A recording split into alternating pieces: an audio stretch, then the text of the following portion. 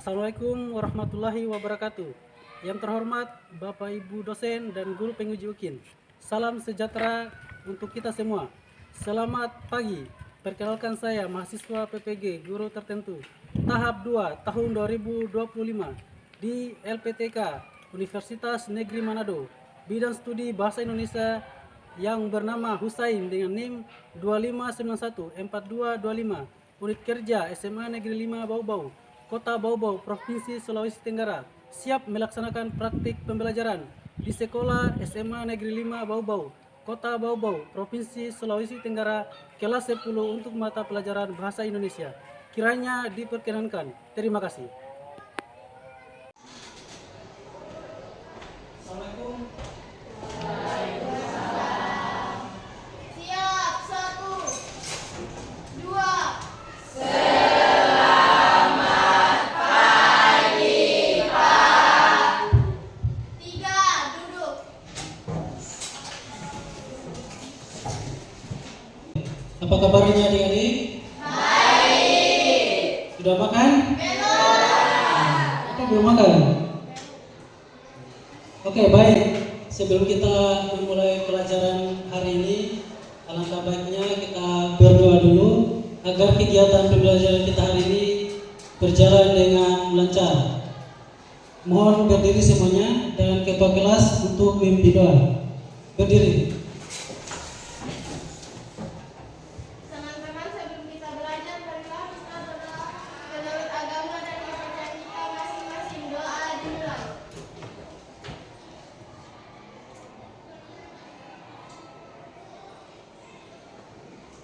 Doa selesai. Saya absen dulu ya. Komang Budi. Iputu Priscilian. Prioni. Indrayana. Hadir, Pak. LM Bilal. Pak. Amel. Hadir, Pak. Fitriana. Pak. Zain Rizky. Pak. Niputu Erlina. Hadir, Pak. Genitri Astu. Wilda. Putri Salsabila. Hadir, Pak. Gladys. Hadir, Pak. Vanessa. Hadir, Pak.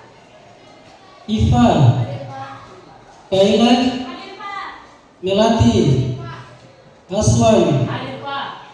Arini. Hadir, Pak. Siti Mulia. Hadir, Pak. Oke, baik. Hadir semua ya hari ini.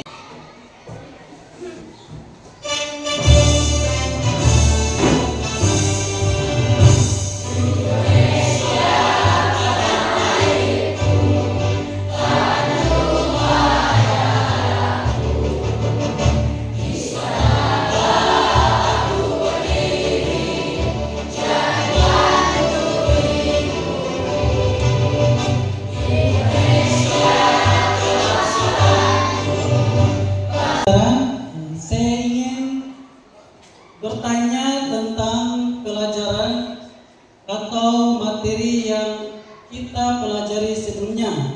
Ada yang masih ingat? Angkat tangan. Silakan di belakang, Siti Mulia, silakan. Materi kita pelajari sebelumnya adalah materi tentang teks laporan hasil observasi. Oke, bagus. Dan tujuan pembelajaran kita pada hari ini yaitu yang pertama, peserta didik itu harus mampu mengerti pengertian dari teks eksposisi, kemudian struktur dari teks eksposisi dan ciri-ciri dari teks eksposisi. Kemudian berikutnya tujuan pembelajaran selanjutnya yaitu peserta didik diharapkan mampu menemukan fakta dan opini dalam teks eksposisi. Sudah mengerti? Oke. Loyo-loyo ini. Nah, coba diri dulu, kita breaking dulu. Ayo, siap ya? Nah, jadi breaking, tangannya di atas. Ini tangannya. Oke. Kemudian turunkan. Oke. Tepuk 1 kali. Tepuk 2 kali. Tepuk 3 kali.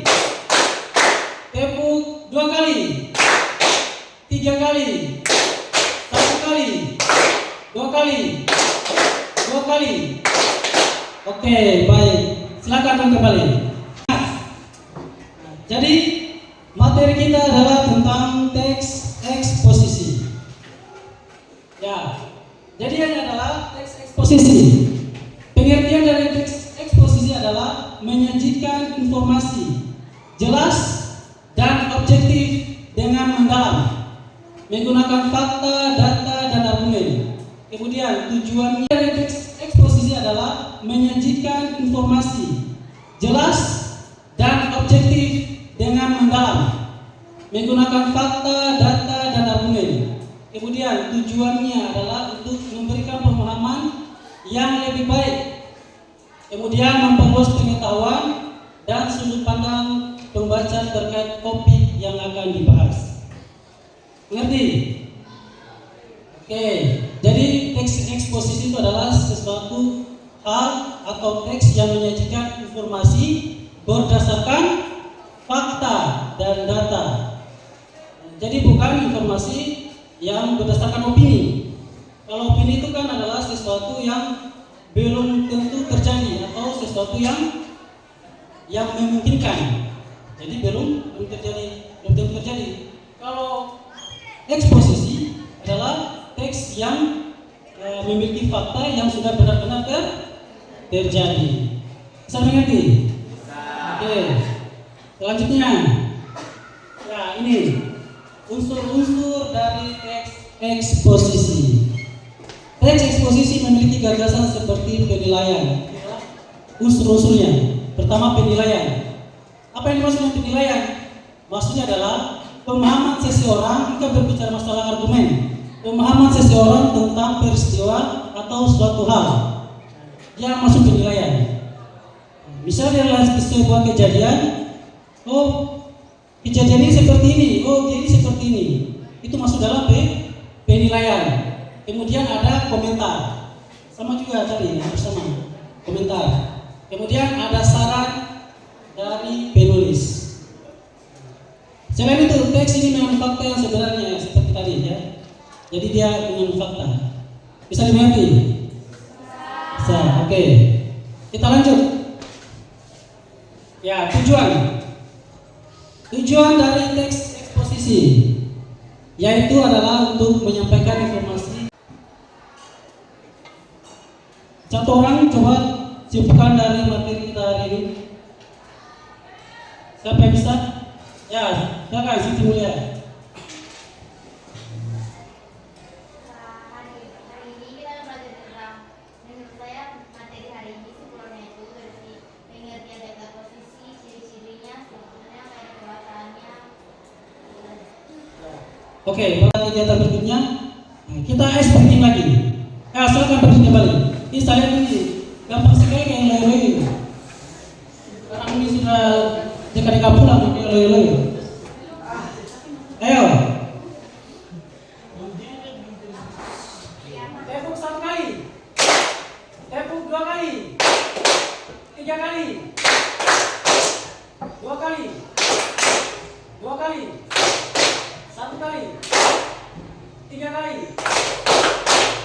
1 kali. Oke, silakan kembali.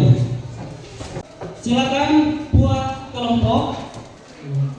Silakan buat bentuk kelompoknya. Satu kelompok maksimal 5 orang. Ayo, silakan. Silakan dikerjakan. Ya.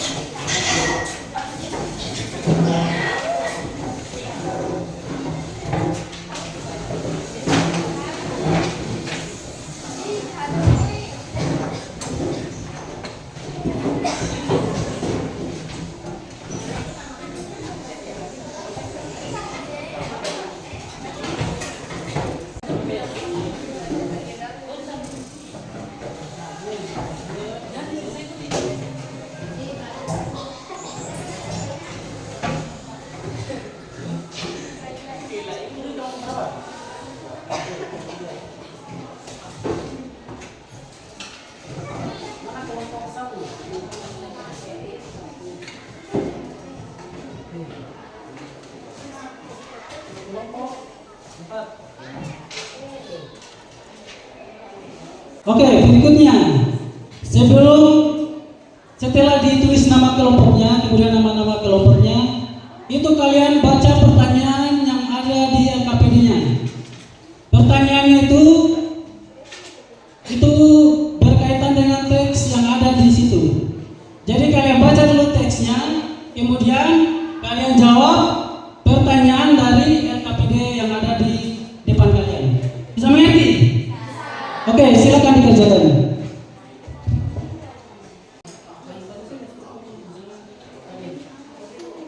Yang pertama tesis, kemudian argumentasi, kemudian ada kesimpulan dan penjelasannya.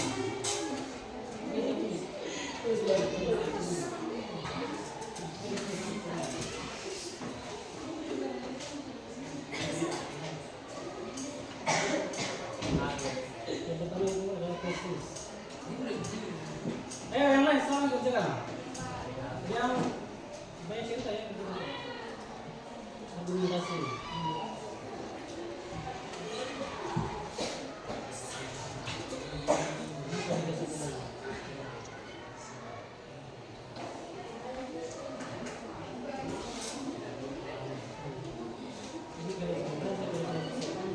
Kami akan mempresentasikan hasil diskusi.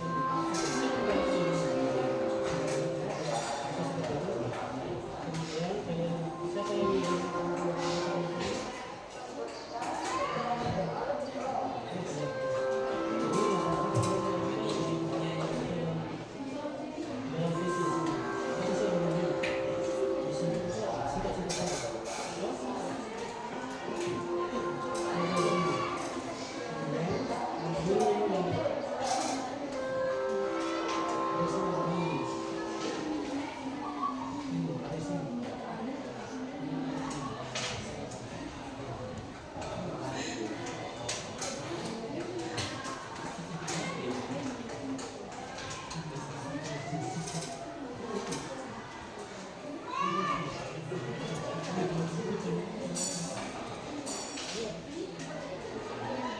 misalnya struktur yang pertama tesis dari situ.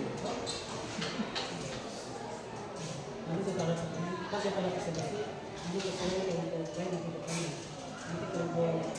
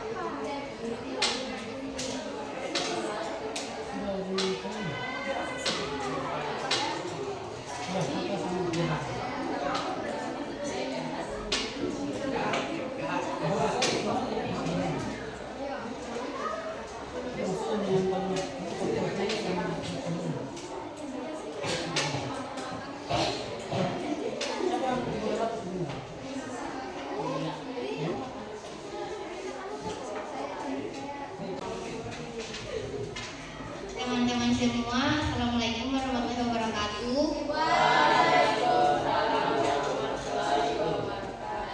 Berdirinya kami di sini adalah untuk memaparkan hasil kerja kelompok kami yang telah kami diskusikan dengan insya Allah secara baik. Perkenalkan, nama saya Siti Hidayah dari kelompok 1. Saya merupakan moderator dalam kelompok ini. Untuk materi selanjutnya akan dibawakan oleh teman saya dan nama hari ini Octavianisi sebagai materi. Saya persilakan. Materi yang kami bahas adalah mengenai kesadaran masyarakat Indonesia akan kebersihan masih rendah.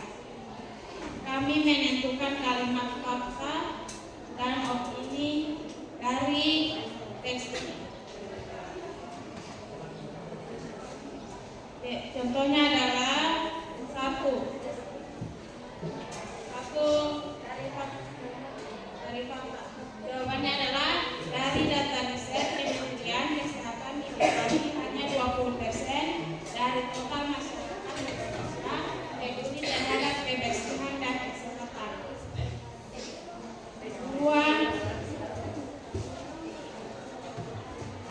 ini berarti dari 263 di Indonesia hanya sekitar 50 juta orang yang memiliki kepedulian terhadap kebersihan lingkungan sekitar dan dampaknya terhadap kesehatan. Fakta kedua yaitu menurut laporan Riskesdas hanya 59,8 rumah tangga yang memiliki akses terhadap fasilitas. Fakta ketiga yaitu menurut laporan Riskesdas diare bahkan merupakan penyebab 31% kematian anak berusia 1 bulan hingga 1 tahun. Sedangkan rata-rata prevalensi penyakit ISTA Indonesia mencapai angka 25% dengan angka tertinggi 41,7% dari Provinsi Nusa Tenggara Timur. Beberapa opini yang kami temukan adalah antara lain: 1. Mayoritas masyarakat Indonesia ternyata tidak peduli akan kebersihan. 2. Hal itu berdampak pada lingkungan dan juga kesehatan.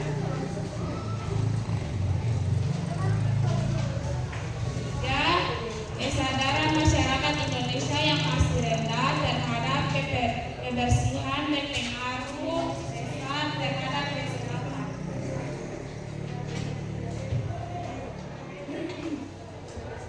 Sekian materi yang telah kami diskusikan tadi. Ada yang ingin bertanya?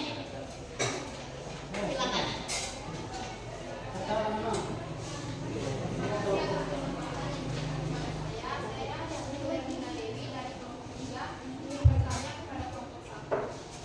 Pertanyaannya adalah, penyakit apa yang paling banyak menyebabkan kematian anak 1 bulan hingga 1 tahun?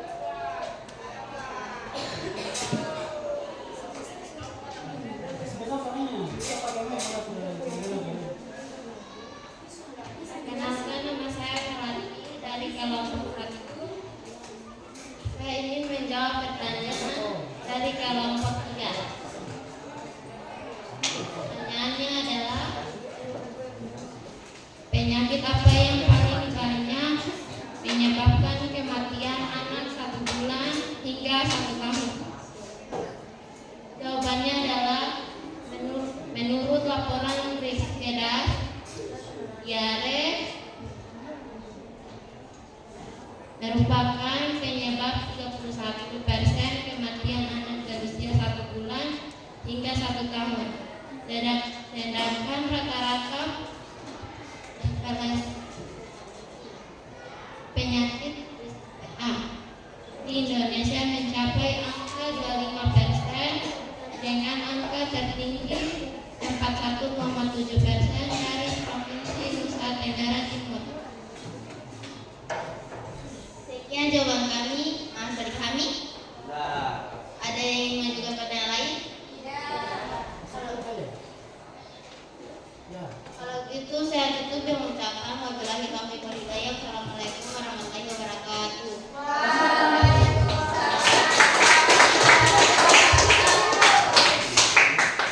Oke, selanjutnya kelompok 2. Tentukan siapa moderator pemateri.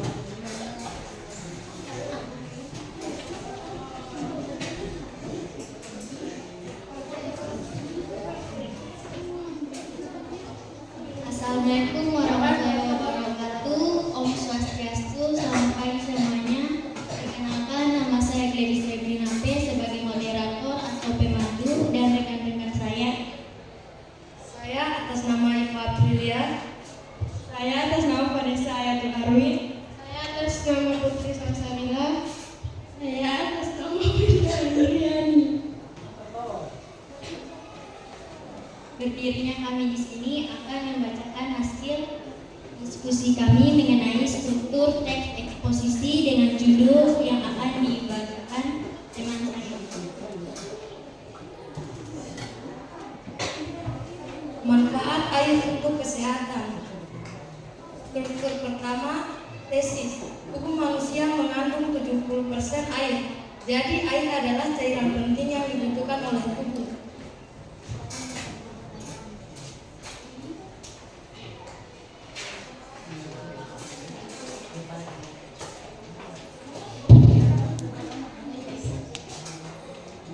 Struktur yang kedua adalah argumentasi. Minum air hingga 8 gelas sehari sangat disarankan.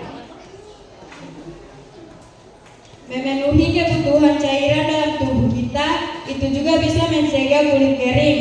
Air adalah hal utama yang dibutuhkan oleh tubuh untuk memuaskan cairan. Kita speaking dulu kembali supaya sebelum asesmen kita lebih senang lagi. Ya, berdiri.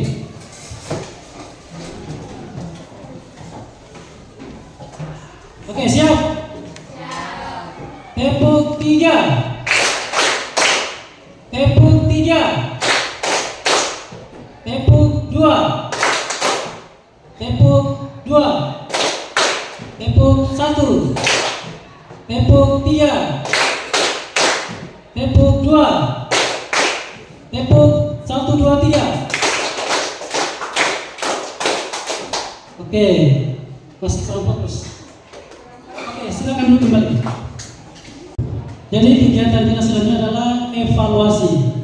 Jadi apa yang kalian pelajari hari ini, semoga kalian sudah bisa memahami dan kita adakan evaluasi. Silakan naikkan PowerPoint satu persatu.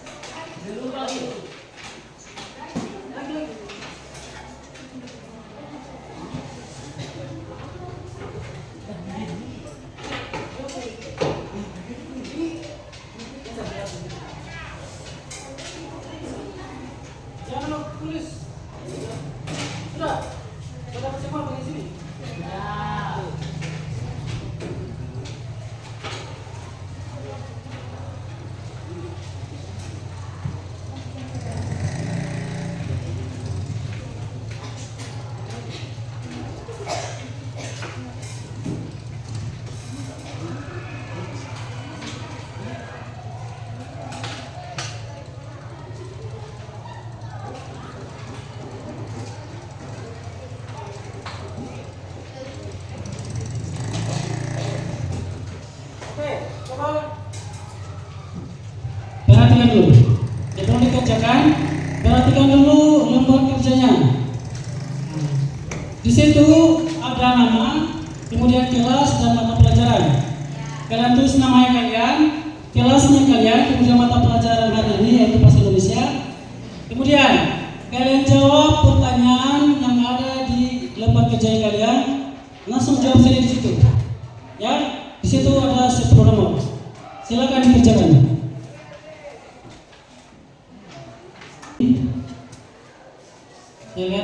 kerja tugasnya ini sudah bagus ya. Kemudian saya akan menyuguhkan pembelajaran hari ini.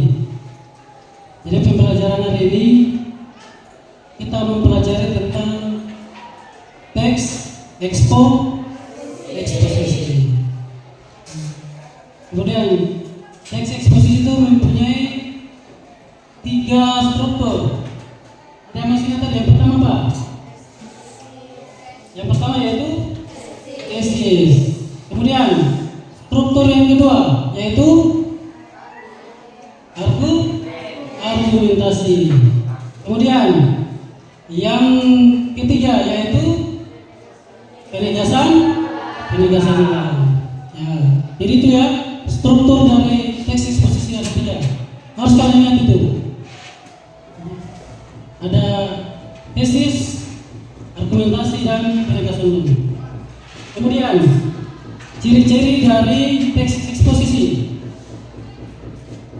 yaitu yang pertama mengandung fakta. Ya, harus diingat. Kemudian ciri-ciri berikutnya, teks eksposisi itu menggunakan bahasa baku. Ya, jadi ingat, teks eksposisi itu menggunakan bahasa baku. Dia tidak menggunakan bahasa yang kalian gunakan hari-hari. Jadi dia sesuai dengan kaidah kebahasaan Indonesia. Kemudian yang berikutnya adalah unsur-unsurnya. Yang masih tadi unsur-unsur. Yaitu yang pertama apa? Penilaian. Ya harus diingat ya, unsur-unsurnya itu yang pertama adalah penilaian. Kemudian ada namanya komentar. Ya. Kemudian yang terakhir, yang berikutnya yaitu saran dari penulis. Kemudian pengertian dari teks eksposisi. Kira-kira apa? Masih ingat tadi? Yaitu menyampaikan berbagai informasi di berbagai sudut pandang yang berdasarkan fakta. Jadi harus kalian ingat, harus mengerti itu. Bisa diterima dengan baik, kemudian kalian bisa memahami, kemudian kalian bisa memahami arti dari teks eksposisi itu. Berikutnya yaitu saya memberikan apresiasi kepada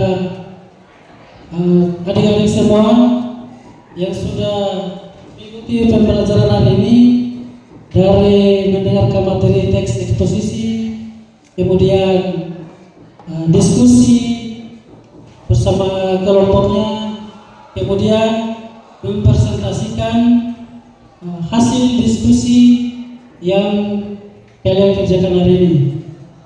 Semoga apa yang kalian pelajari hari ini bisa dipahami dengan baik dan bisa dimengerti dengan baik. Oke, selanjutnya saya akan menginformasikan untuk pelajaran berikutnya. Ya, pelajaran berikutnya itu yang akan kita pelajari adalah materi tentang teks anekdot. Ya, teks anekdot. Jadi itu adalah materi yang akan kita pelajari pada pertemuan berikutnya. Bisa dipahami ya? Berdoa dulu ya.